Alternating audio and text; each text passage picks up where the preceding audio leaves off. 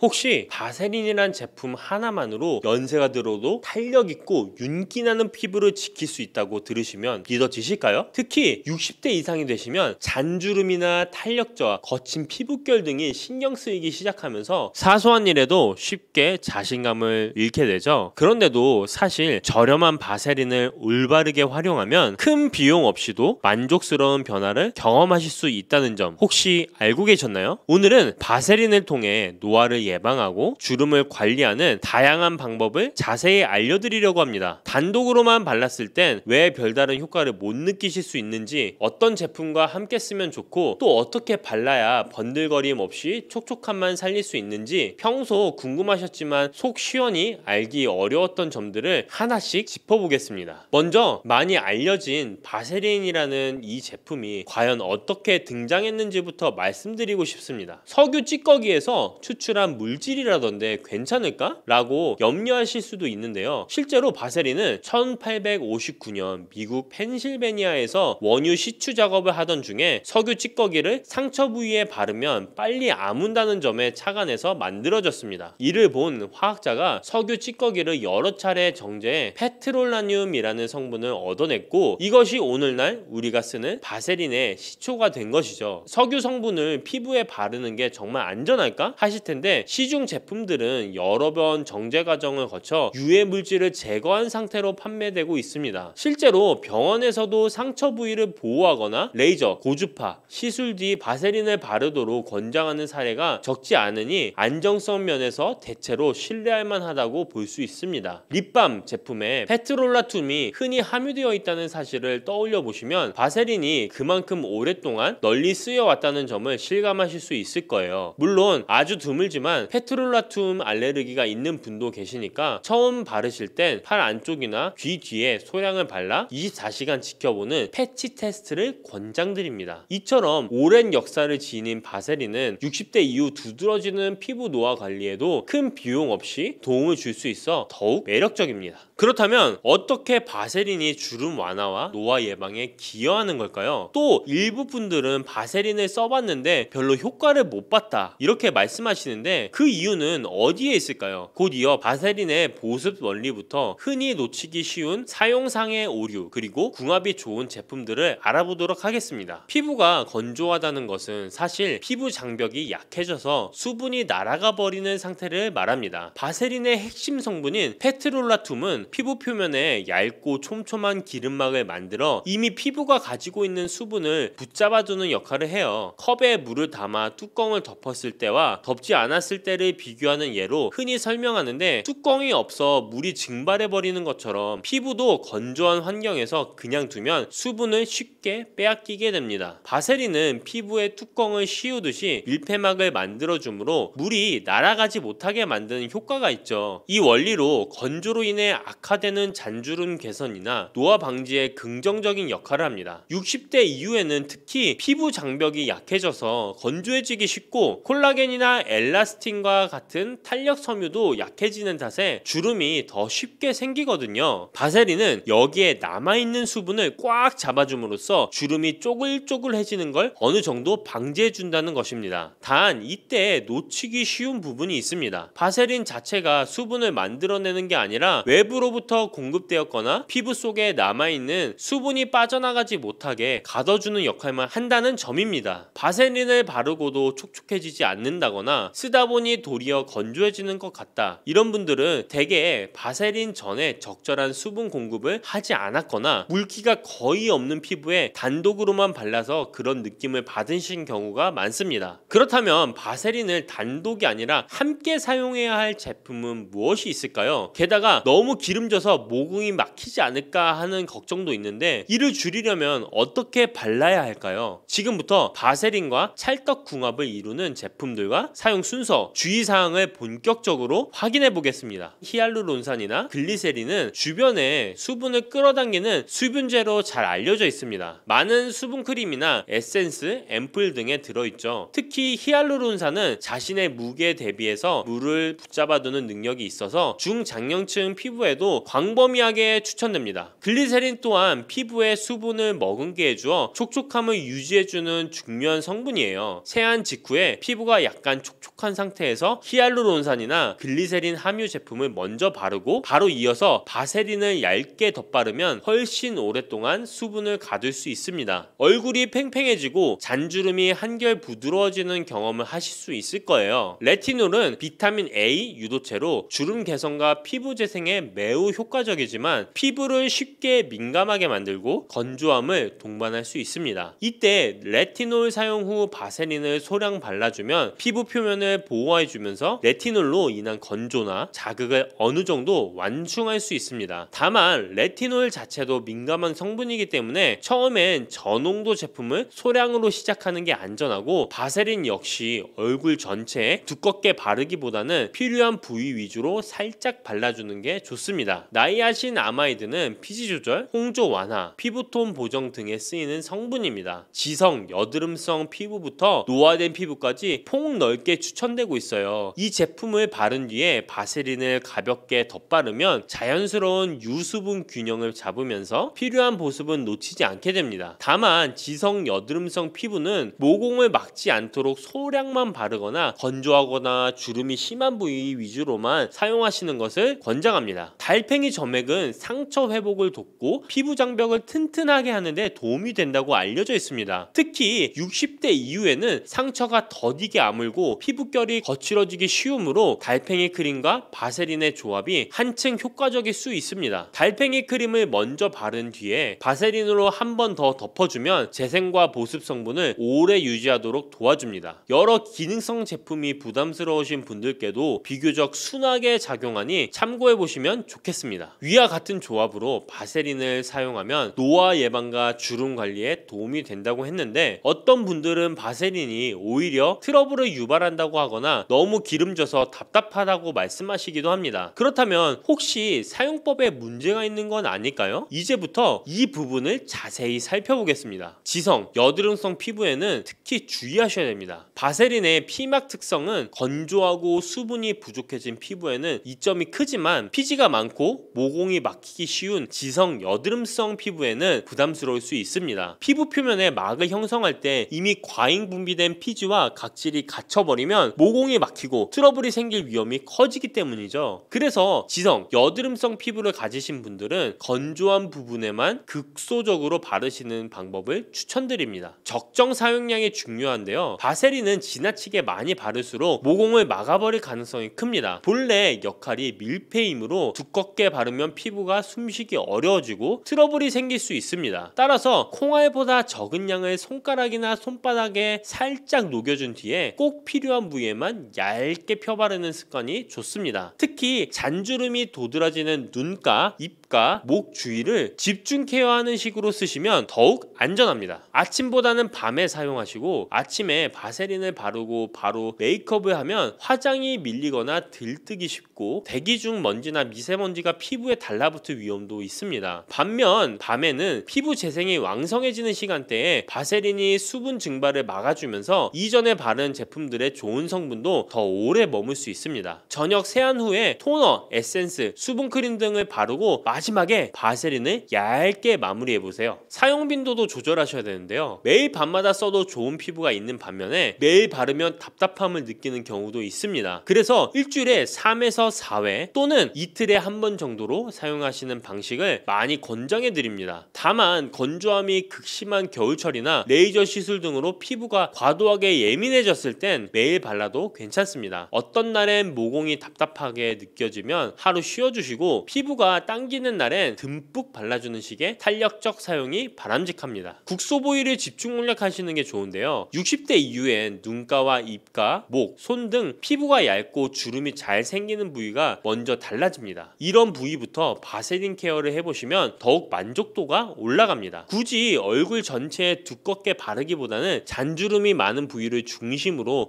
톡톡 두드려 주시고 남은 양을 손등 등에 살살 문질러 주시면 됩니다. 알레르기 반응은 반드시 테스트를 하셔야 되는데요. 바세린은 대부분의 경우 안전하지만 예민한 피부나 특별한 알레르기가 있는 분들께는 가려움이나 붉어짐이 일어날 수 있습니다. 따라서 본격적으로 사용하시기 전에 손목 안쪽이나 귀 뒤쪽처럼 잘 보이지 않는 곳에 먼저 바르고 24시간가량 두는 방법을 권합니다. 큰 문제 없으면 얼굴 등 다른 부위에 본격적으로 발라보셔도 괜찮습니다. 이제 바세린 사용법과 주의사항을 다 들으셨다면 본격적으로 피부에 어떤 변화가 생기는지 지켜보실 차례입니다. 그런데 왜 같은 바세린을 쓰고도 어떤 분은 별로라고 하시고 또 누군가는 엄청난 효과를 본다고 하실까요? 혹시 바세린 자체만의 문제는 아닐지도 모른다는 생각 해보신 적 있으신가요? 피부관리는 외적인 노력과 함께 스스로를 돌보는 마음이 합쳐졌을 때 더 큰 상승 효과를 보게 됩니다. 60대 이후가 되면 이젠 뭘 해도 큰 차이가 없지 않을까? 라는 생각에 빠져서 스스로를 포기하기 쉬워요. 하지만 그럴수록 매일 저녁 세안 후에 내 피부를 살펴보고 크림을 바르고 바세린으로 마무리하면서 오늘도 내 피부 고생했다고 다정히 생각해주는 습관이 정말 중요합니다. 작은 손길로도 애정을 담아 케어해주다 보면 단순히 잔주름이나 탄력만 달라지는 게 아니라 내 마음도 함께 밝아지는 느낌을 받으실 수 있습니다. 피부가 개선된다는 건 단순히 주름이 옅어지고 톤이 밝아지는 것만 의미하진 않습니다. 주변에 얼굴이 한결 건강해 보인다, 예전보다 표정이 밝아졌다 라는 말을 들으면 자연스레 외출할 때나 사람들을 만날 때도 자신감이 붙고 적극적으로 변하게 되죠. 이렇듯 바세린을 꾸준히 사용하면서 굳이 비싼 시술을 받지 않아도 생각보다 좋아졌다, 아침 화장도 편해졌다 라고 하시는 분들이 많이 계십니다. 여기엔 바세린을 바르는 몇 분의 시간마저 나 자신을 위하는 마음을 담았다는 공통점이 있어요. 결국 바세린이 기적의 물질은 아니더라도 그 효과를 배가시킬 수 있는 열쇠는 바로 우리 자신에게 달려 있습니다. 주름이나 노화 관리는 복잡해 보이지만 의외로 내 곁에 있던 저렴한 바세린과 나 자신을 아끼는 소소한 마음이 인생 후반부에 든든한 조력자가 되어줄 수 있습니다.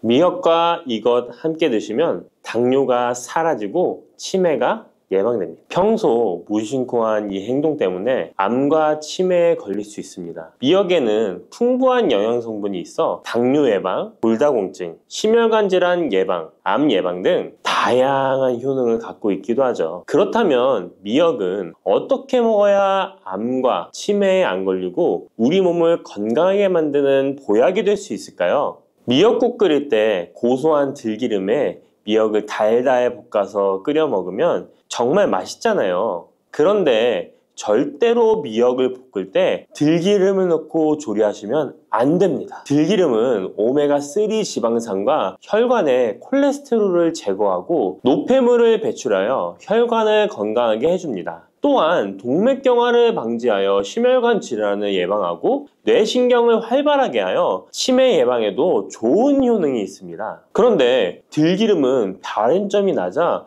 열을 가하게 되면 산패가 되어 좋은 성분은 없어지고 1급 발암물질인 벤조피렌이 생성됩니다. 벤조피렌은 암을 발생시킬 뿐만 아니라 뇌 분비계의 장애를 일으키고 뇌 건강에 악영향을 주는 정말 위험한 물질입니다. 건강에 좋은 줄 알고 넣은 들기름 때문에 오히려 건강을 해치는 독을 먹는 상황이 되는 거죠. 들기름은 미역국을 다 끓인 다음에 마지막에 한 스푼 넣어 드시면 들기름의 효능과 고소한 맛을 온전히 누릴 수 있습니다. 미역과 함께 드시면 절대 안 되는 두 번째 음식은 바로 대파입니다. 다른 국이나 찌개를 끓일 때는 파를 꼭 넣는데 유독 미역국을 끓일 때는 왜 파를 넣지 않는 걸까요? 그 이유는 미역과 대파 둘 다 알긴산이라는 성분이 있는데 이 알긴산은 미끌거리는 식감이 있습니다. 함께 드시게 되면 식감이 나빠지는 이유도 있지만 식감보다도 더 중요한 이유가 있습니다. 대파에는 인과 유황 성분이 있는데요. 미역과 대파를 함께 드시게 되면 대파 안에 인과 유황 성분 때문에 미역에 함유된 칼슘의 흡수를 방해받게 됩니다. 미역에는 칼슘이 엄청나게 많이 들어있는데요. 미역에 함유된 칼슘의 함량은 100g당 960mg이고요. 우유에 함유된 칼슘의 함량은 100g당 105mg입니다. 우유보다 9배 정도나 더 많다는 것이죠. 성인 기준 하루 칼슘의 권장 섭취량이 600mg에서 700mg 정도 있는데요. 미역국을 한 그릇만 드셔도 충분히 섭취하실 수 있는 양입니다. 우유를 소화 못 시키는 분들이 칼슘을 섭취하기 위해서는 미역이 정말 좋은 식품이 되는 거죠. 이렇게 많은 칼슘은 우리 몸의 뼈를 튼튼하게 해주고 골다공증 예방에 도움을 주는데요. 이 골다공증 예방은 50대 이후의 여성분들에게는 정말 중요한 효능입니다. 골다공증으로 인해 골반뼈가 골절이 될 경우에 65세 이상은 30%가 1년 내에 사망하고 80세 이상은 50%가 2개월 내에 사망을 할 수 있다는 통계가 있습니다. 나이가 들어갈수록 미역을 충분히 섭취하시는 것을 추천드립니다. 이런 칼슘 보충제에 정말 중요한 미역을 대파와 함께 드신다면 칼슘 흡수가 제대로 되지 않는 것이죠. 미역의 미끌미끌한 성분이 알긴산이라고 했잖아요. 이 알긴산도 우리 몸에 정말 중요한 역할을 해줍니다. 바로 알긴산은 다른 물질을 흡착하는 성질이 있어 혈관 내에 나쁜 콜레스테롤을 흡착하여 배출을 도와줍니다. 이렇게 되면 동맥경화를 예방할 수 있고 혈액순환을 원활하게 하며 심혈관 질환을 예방하는 데 도움을 줄 수 있습니다. 미역이 피를 맑게 한다고 하잖아요. 바로 이 알긴산의 효능 때문에 혈관이 깨끗해지기 때문입니다. 또한 알긴산은 장 운동을 촉진하고 배변 활동을 원활하게 하여 변비 예방에 도움을 줍니다. 이는 미역의 풍부한 식이섬유와 함께 장 건강에 도움을 주는 거죠. 미역에 함유된 풍부한 식이섬유는 당뇨 예방에 탁월한 효능을 발휘하는데요. 국립보건원에서 장년층 7,400명을 대상으로 추적 조사를 해봤는데 해조류를 전혀 먹지 않는 사람과 매일 미역국 반 그릇 이상의 해조류를 섭취한 사람의 당뇨병 발생 위험도를 조사했는데 하루에 미역국 반 그릇 이상 먹는 사람이 해조류를 전혀 먹지 않는 사람에 비해 당뇨병 발생 위험도가 20%가 낮았습니다. 미역의 풍부한 식이섬유는 급격히 오르는 혈당을 막아주는데요. 식이섬유가 소화의 속도를 늦춰주고 인슐린의 분비를 조절해주기 때문입니다. 식이섬유는 포만감을 높여주고 칼로리가 낮아 식사량을 조절하는 데 도움을 주고 체내에 노폐물과 독소를 배출하여 체중을 감량하는 데도 도움을 주어 다이어트 식품으로도 많이 활용되고 있습니다. 미역국은 또 아이를 출산한 산모들이 반드시 먹는 음식인데요. 미역의 풍부한 요오드는 출산 후 늘어난 자궁을 수축시켜주는 데 도움을 주며 모유가 잘 나오도록 도와줍니다. 또한 요오드는 피를 멎게 하여 상처를 빨리 아물게 하는 역할도 해줍니다. 칼슘과 철분이 풍부하여 출산 후에 흥분된 신경을 안정시켜주고 혈액의 생성을 도와 산모의 빈혈 예방에 도움을 주게 됩니다. 또한 칼륨이 풍부한데요. 칼륨은 체내 나트륨을 배출해주는 역할을 해줘 산모의 부종을 완화시켜주는데 탁월하기도 합니다. 그리고 요오드는 산모에게 좋을 뿐만 아니라 신진대사를 촉진하여 몸에 에너지를 보충해주는 역할을 합니다. 요오드가 부족할 때 나타나는 증상들이 있는데요. 몸에 기력이 없다고 하죠. 힘이 없고 피로감이 높아지게 됩니다. 신진대사가 원활하지 않기 때문에 몸의 영양소를 소모하지 않게 되어 체중이 증가하게 되고요. 피부가 건조해져 거칠어지고 탈모도 일어날 수 있습니다. 나이 들면서 인지 능력이 떨어지는 것도 요오드 부족의 한 현상일 수도 있습니다. 요오드가 부족하면 우리 몸의 호르몬의 중추적인 역할을 하는 갑상선에 문제가 생기는데요. 바로 갑상선 저하증이 생길 수 있습니다. 이러한 문제들을 미역을 섭취함으로 예방할 수 있는 건데요. 요오드의 하루 권장 섭취량은 2.4mg입니다. 미역국 한 그릇에는 요오드가 약 1.1mg 정도 함유되어 있으니 미역국은 하루에 한두 그릇만 드시길 바랍니다. 요오드는 과하게 섭취하게 돼도 문제가 생기는데요. 요오드의 섭취량이 많아지면 갑상선염이나 다른 갑상선 질환도 유발할 수 있습니다. 특별히 갑상선이 약하신 분들은 미역을 섭취하는데 주의하셔야겠습니다. 갑상선은 우리 몸에서 가장 중요한 내분비 기관 중 하나인데요. 갑상선은 목 부분, 기관지 아래에 위치한 나비 모양의 내분비 기관인데요. 중요한 여러 기능을 하지만 그 중에서도 대사율을 조절하는 역할이 있습니다. 갑상선에 T3, T4 호르몬을 분비하여 우리 몸의 에너지 소비와 체온 조절을 하는데 중요한 역할을 하게 됩니다. 갑상선 호르몬은 신경 시스템의 정상적인 기능을 유지하는데 꼭 필요한데요. 호르몬이 제대로 분비되지 않아 수치가 너무 높거나 낮게 되면 우울, 불안 증세, 기억력 감퇴 등의 문제도 발생할 수가 있습니다. 이 갑상선 호르몬에 영향을 미치는 것 중에 요오드가 있는데요. 요오드가 부족하면 세계보건기구에서는 뇌세포가 손상되고 치매가 발생할 수 있다고 보고하고 있습니다.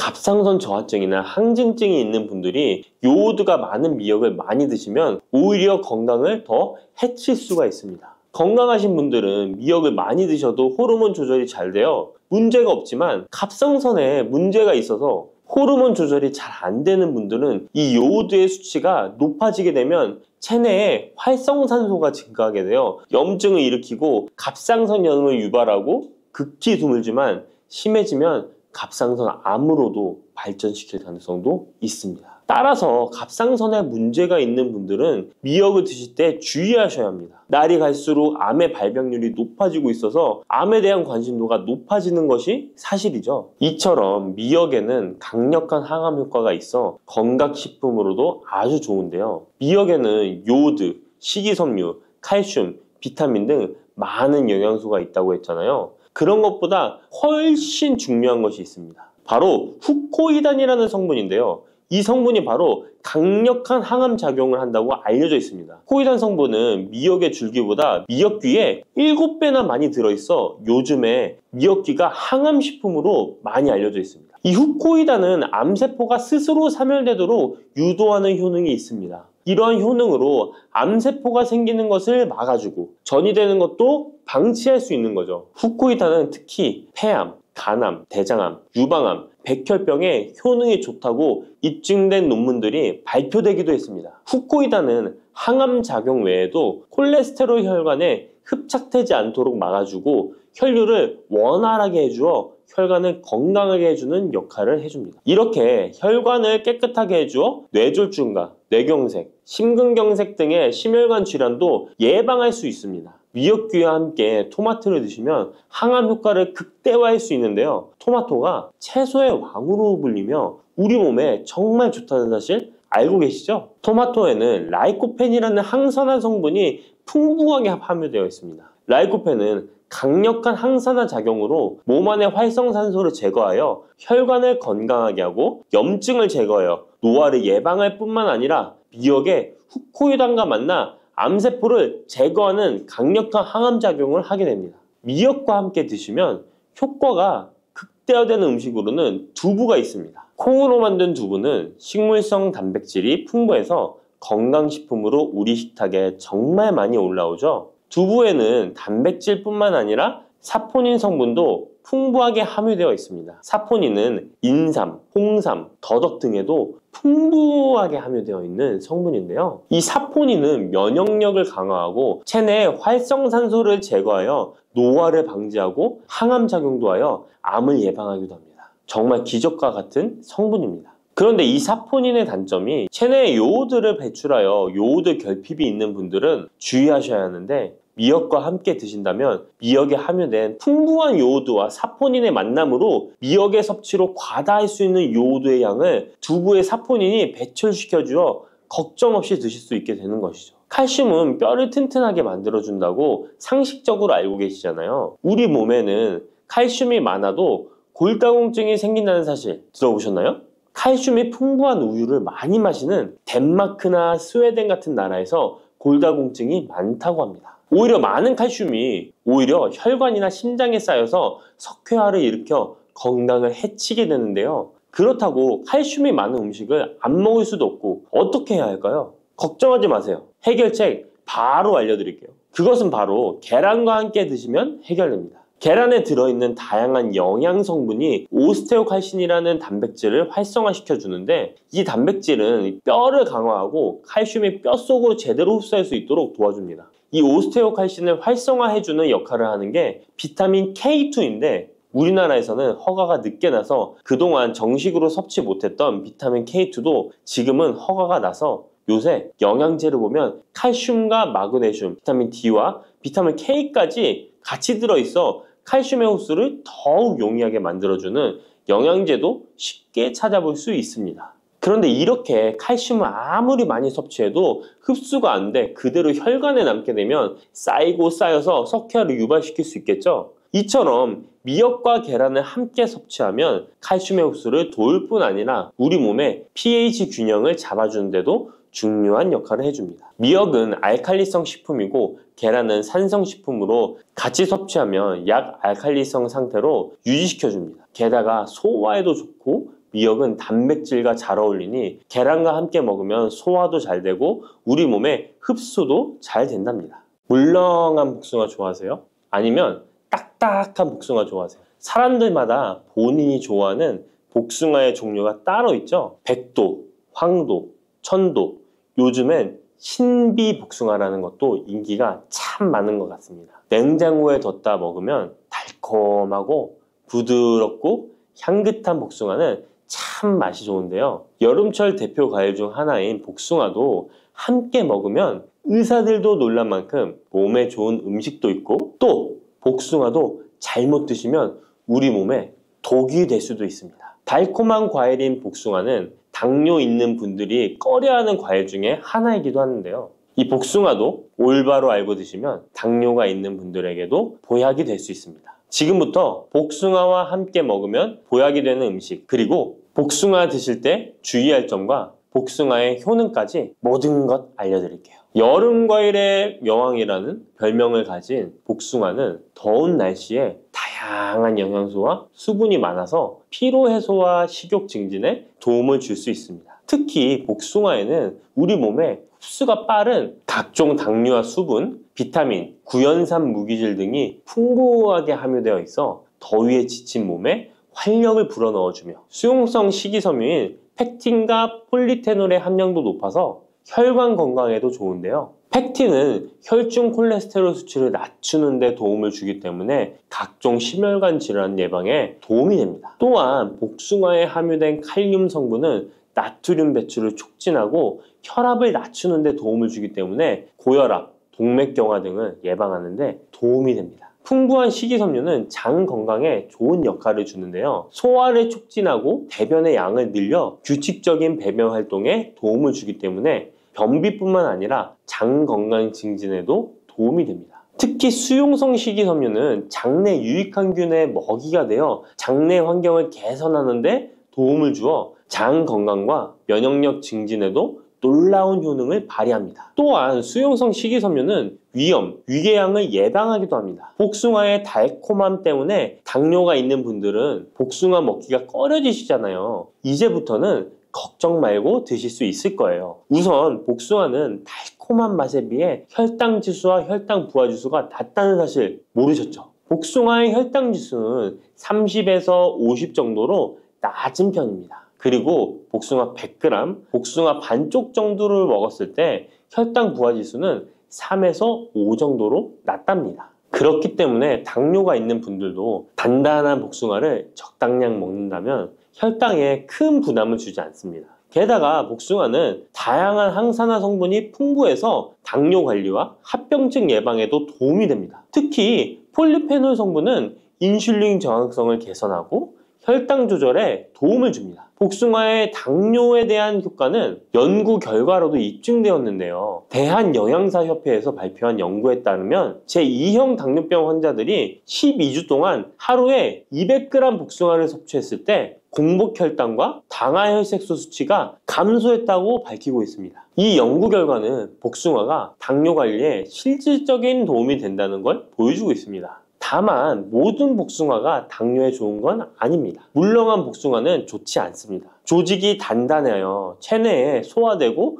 흡수되는 속도가 느린 딱딱한 복숭아를 드시는 것이 좋습니다. 단단한 복숭아를 드실 때 혈당이 급격하게 오르는 것을 막아줄 수 있습니다. 반면에 너무 물렁하고 당도가 높아 보이는 복숭아는 위험할 수 있습니다. 이런 물렁한 복숭아는 부드럽고 금방 소화되기 때문에 혈당을 급격하게 치솟게 만들 수 있습니다. 당뇨 환자의 혈당 관리에는 정말 치명적일 수 있어요. 혹시 복숭아 껍질을 함께 드시나요? 아니면 껍질은 버리고 부드러운 과육만 드시나요? 사실 복숭아 껍질에는 과육보다 무려 5배나 많은 식이섬유가 들어있습니다. 이 식이섬유는 당뇨 관리에 정말 중요한 성분입니다. 식이섬유가 풍부한 식품은 혈당 상승을 억제하고 인슐린 감성을 높여준답니다. 그래서 당뇨가 있는 분들은 복숭아를 껍질째 드시는 것이 좋습니다. 복숭아 껍질의 효과는 이미 여러 연구를 통해 입증되었는데 한국식품연구원에서 발표한 연구 결과에 따르면 복숭아 껍질 추출물이 혈당을 내려주고 인슐린 저항성 개선에 효과가 있다고 보고하기도 했습니다. 껍질에 풍부한 폴리페놀과 식이섬유가 이런 효과를 나타낸 것입니다. 복숭아는 당뇨뿐만 아니라 항암 효과도 있는데요. 복숭아에는 폴리페놀, 카로티노이드 등 항산화 성분이 풍부하게 들어있어 바람의 원인인 활성산소를 제거해주기 때문입니다. 이런 효능으로 각종 암 예방에 도움이 됩니다. 또한 복숭아에 함유된 클로로겐산과 네오클로로겐산은 정상세포에는 영향 없이 유방암세포의 성장을 억제하는 효과가 있으며 미국 워싱턴 주립대학교 연구팀에 따르면 생쥐를 대상으로 한 실험에서 복숭아 속에 화합물질이 유방암세포의 성장과 확산을 억제하는 효능이 있는 것으로 나타났다고 합니다. 복숭아를 먹으면 안색이 좋아지고 피부 미용에도 좋아 미인이 된다는 말이 있는데요. 실제로 농촌진흥청에서 실험한 결과에 따르면 복숭아 추출물이 멜라닌 색소의 형성을 막는 데 도움을 주기 때문에 피부 미백에 효능이 있다고 보고되었습니다. 또한 복숭아에는 폴리페놀, 베타카로틴, 비타민 등이 풍부하게 함유되어 있어 노화의 원인인 활성산소를 제거해주어 노화 방지에 도움이 된답니다. 복숭아는 수분의 함량이 높아 여름철 지친 피부에 수분 공급을 도와 피부의 활력을 높이는 데에도 탁월한 효능을 발휘합니다. 또한 복숭아는 신경을 안정시켜주는데 도움이 됩니다. 성분이 들어있어 불면증, 불안감 등을 줄여주고 풍부한 마그네슘은 스트레스와 불안 해소를 돕고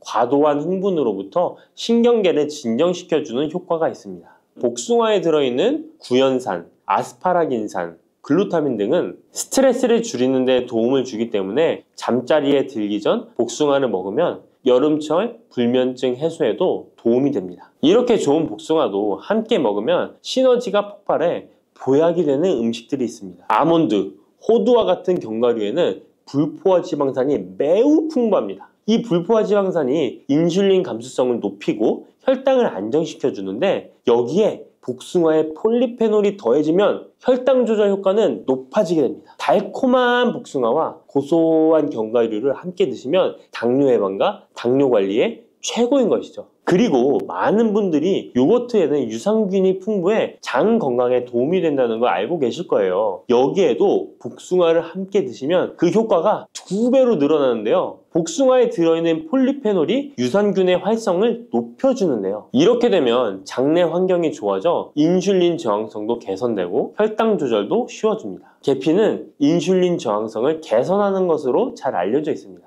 매일 계피가루를 조금씩 섭취하는 것만으로도 당뇨 관리에 도움이 되는데요. 계피와 복숭아를 함께 드시면 시너지를 내서 혈당을 안정시켜 줄 수 있습니다. 이렇게 몸에 좋을 것만 같은 복숭아도 드실 때 주의하셔야 할 것들이 있습니다. 언제, 어디서든 먹기 좋은 복숭아, 통조림 잘 알고 계시죠? 복숭아 통조림을 절대 드시면 안 됩니다. 통조림 복숭아에는 설탕의 함량이 매우 높기 때문입니다. 많은 설탕이 들어가 있을 뿐만 아니라 복숭아 자체도 물렁물렁하여 드시게 되면 혈당이 급격히 올라가게 됩니다. 당뇨 환자에겐 치명적일 수 있을 뿐만 아니라 건강한 사람도 자주 드시게 되면 췌장이 망가지고 각종 심혈관 질환의 위험이 높아질 수 있습니다. 게다가 통조림 가공 과정에서 영양소 손실도 많이 일어나게 되는데요. 비타민 C와 폴리페놀 같은 중요한 영양소가 파괴될 수 있습니다. 이렇게 되면 당뇨 관리에 도움되는 성분뿐 아니라 건강에 좋은 여러 영양 성분이 사라져 그냥 단맛 나는 젤리? 비슷한 음식을 먹는 것과 마찬가지가 되는 것입니다. 그러니 통조림 말고 반드시 싱싱한 복숭아를 드시기 바랍니다. 또한 복숭아에도 부작용이 있는데요. 복숭아 알러지 많이 들어보셨죠? 복숭아 알러지가 있거나 복숭아를 먹었을 때 두드러기, 호흡곤란, 설사, 발작 등의 증상이 발생한다면 복숭아는 피하는 것이 좋습니다. 또한 복숭아는 식이섬유의 함량이 높아서 과도하게 많이 먹게 되면 설사, 복통 등의 부작용이 발생할 수 있으니 과다 섭취는 피하시기 바랍니다.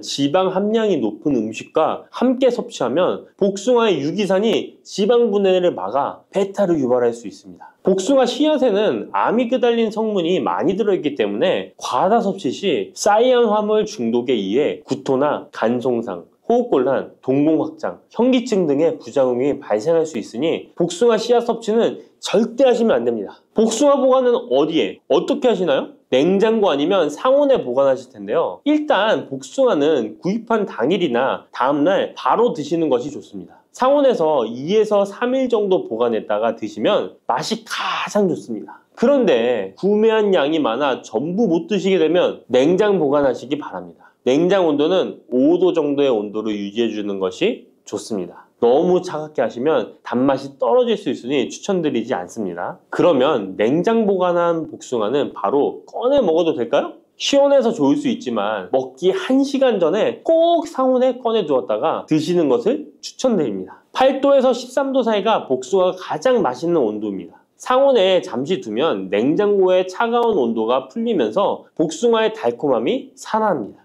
부추와 이것을 함께 드시면 죽어가던 혈관이 살아나고 치매가 예방됩니다.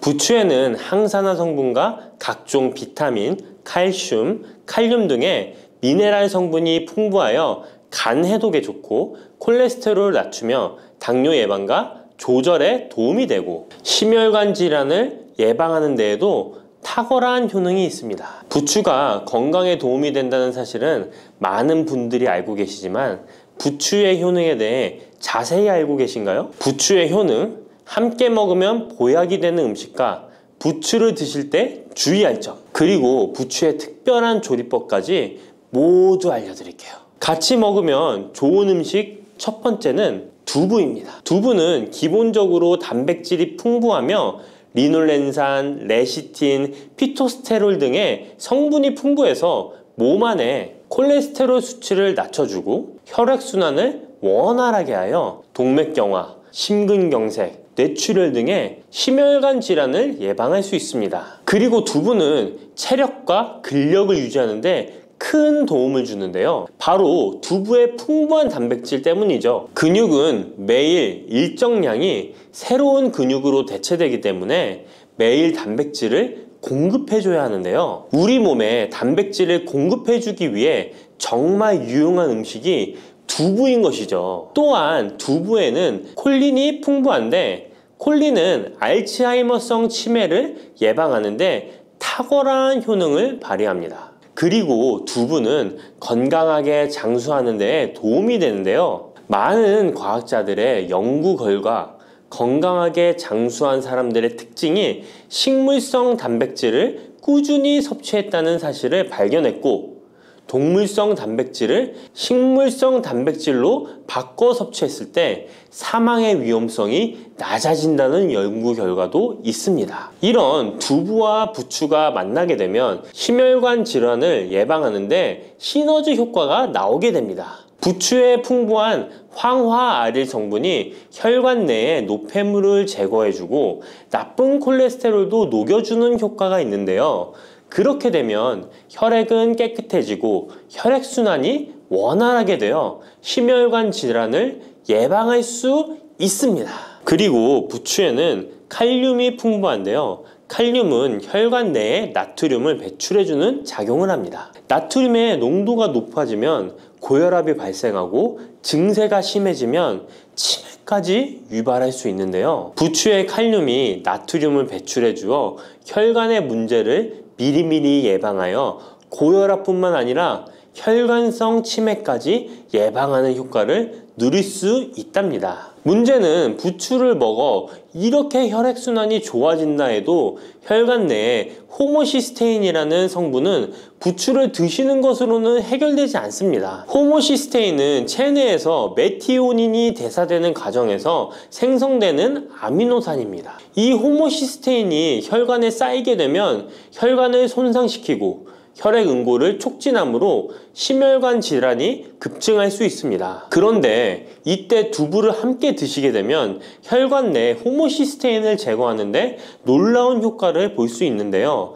바로 두부의 풍부한 엽산이 호모시스테인을 몸 밖으로 배출해 주는데 탁월하기 때문이죠. 이 엽산이 호모시스테인을 다시 메티오닌으로 전환시켜 독성을 완화시킬 수 있습니다. 앞에 말씀드렸다시피 두부에 단백질이 풍부하다는 사실은 알고 계실 거예요. 그런데 단백질의 양이 고기보다 훨씬 많다는 사실은 모르셨죠? 나이가 들수록 고기가 소화가 잘 안 되어 잘 안 드시게 되는 분들이 많이 있습니다. 그리고 우리나라 성인들의 단백질 섭취량이 많이 부족하다는 통계 자료도 있습니다. 두부를 드시게 되면 부족한 단백질을 충분히 보충해 주어 근육을 튼튼하게 하는 데 도움이 되고, 이는 관절염과 통증을 예방하는 데에도 도움이 되는 것이죠. 그리고 두부에는 이소플라본이란 성분이 많이 들어있는데요. 이소플라본은 칼슘의 흡수를 도와주고 뼈에서 칼슘이 빠져나가는 증상까지 막아주는 효능이 있습니다. 이런 효능으로 노년기 골다공증을 예방하는 데 큰 역할을 해줄 수 있죠. 다만 이런 두부는 찬 성질을 가지고 있어 몸이 찬 분들이 드시면 소화가 잘 안 될 수 있는데요. 부추와 함께 드시면 이런 문제를 해결할 수 있습니다. 부추는 따뜻한 성질을 가지고 있기 때문에 두부의 찬 성질을 중화시켜 줄 수 있습니다. 그럼 두부와 부추를 함께 드시는 방법 알려드릴게요. 먼저 두부를 면포에 담아 물기를 빼주며 으깨주세요. 으깬 두부와 잘게 썬 부추에 계란을 넣어 반죽을 해줍니다. 그리고 달궈진 팬에 기름을 넣어 주시는데요. 이때 기름은 오메가3가 풍부한 올리브유나 들기름을 사용해 주세요. 반죽을 넣고 잘 부쳐주면 두부 부추전이 완성됩니다. 두 번째, 부추와 함께 먹으면 보약이 되는 음식은 사과입니다. 부추를 사과와 함께 드시게 되면 사과의 풍부한 항산화 물질들이 혈관을 보호하고 유기산이 우리 몸의 신진대사를 촉진해 주어 몸속에 생성되는 발암 물질들을 몸 밖으로 빠르게 배출시켜 줍니다.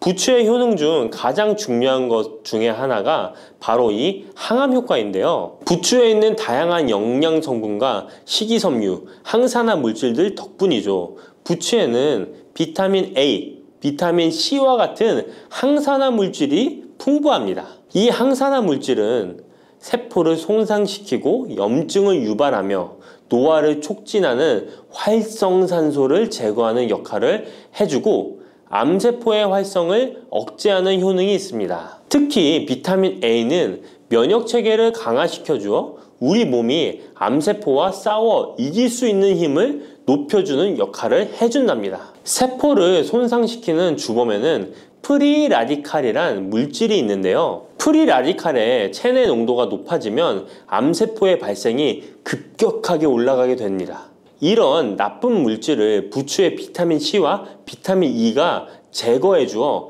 암을 예방하는 효과가 있다는 것이죠. 그리고 부추와 사과에는 수용성 식이섬유가 많이 들어있는데요.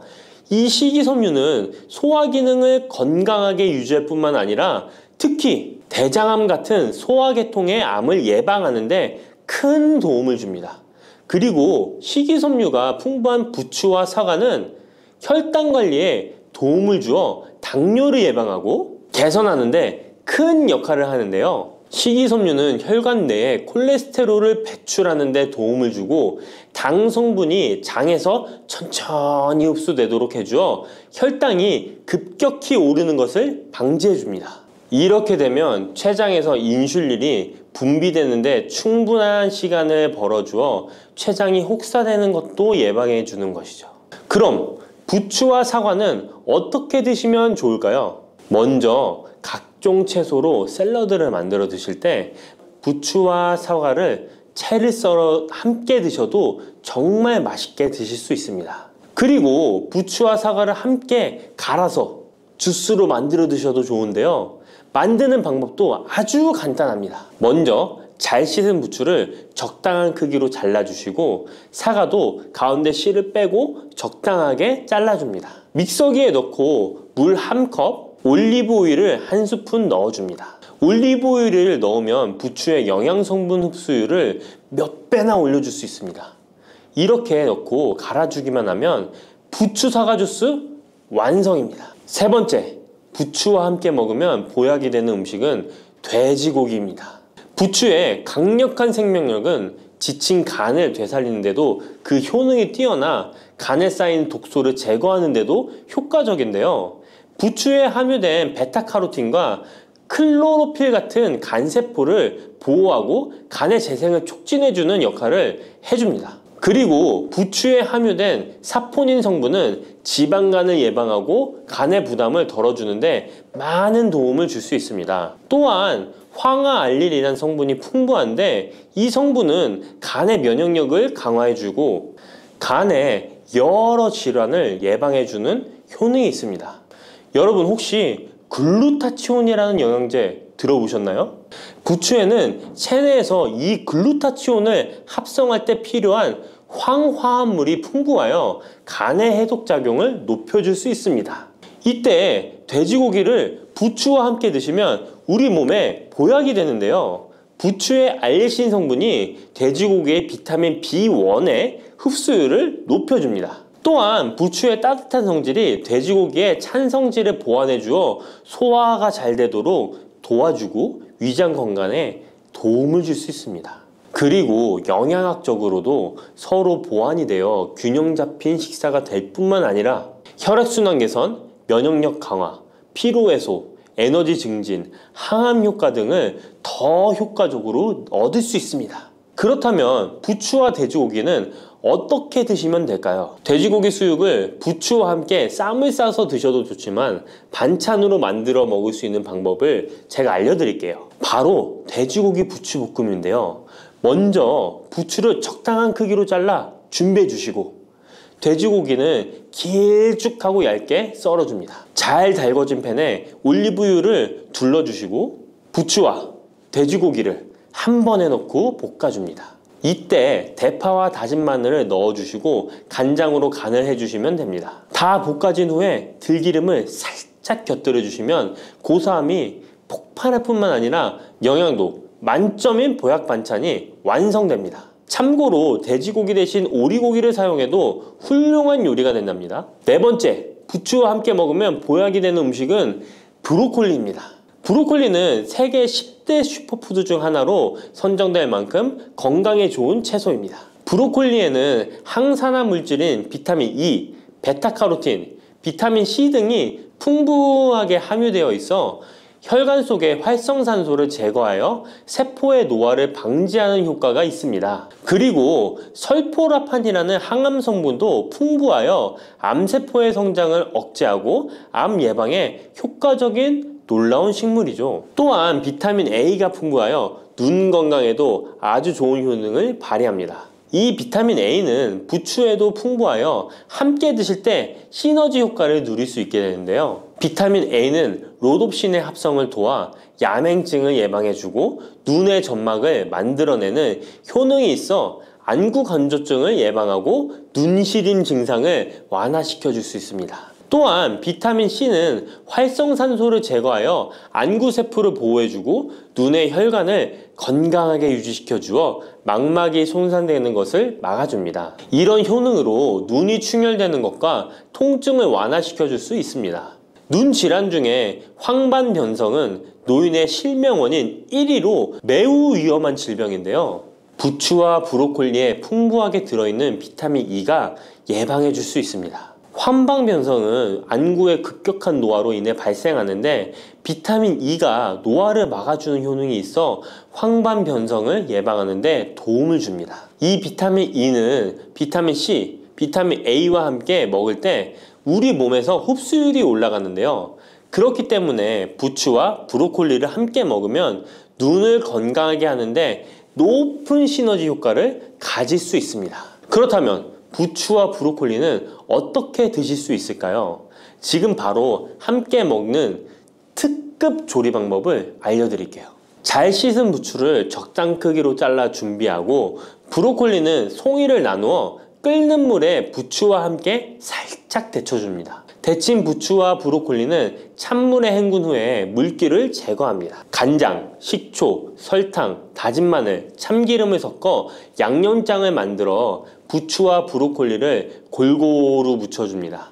마지막으로 통깨를 뿌려주면 맛있는 부추 브로콜리 무침이 완성됩니다. 이렇게 몸에 좋은 부추도 주의해야 할 사항이 있습니다.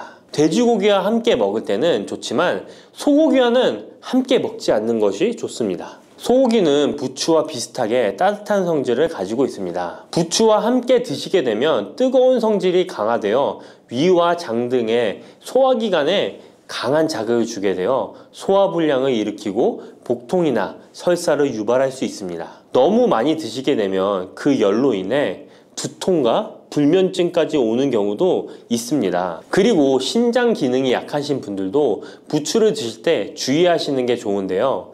그 이유는 부추의 풍부한 칼륨 때문입니다. 칼륨이 몸속에 나트륨을 배출해주는 효능이 있지만 신장이 약하신 분들이 부추를 과하게 드시게 되면 많은 양의 칼륨이 몸에 들어오게 되고 약한 신장이 칼륨을 몸 밖으로 잘 배출해주지 못하게 됩니다. 그렇게 되면 고칼륨 혈증이 나타나 근육이 약화될 수 있고 심장 박동이 불규칙해질 수 있으며 심하면 호흡곤란을 초래하기도 합니다. 따라서 신장 질환이 있으신 분들은 몸 상태를 보면서 소량씩 드시는 게 좋겠습니다.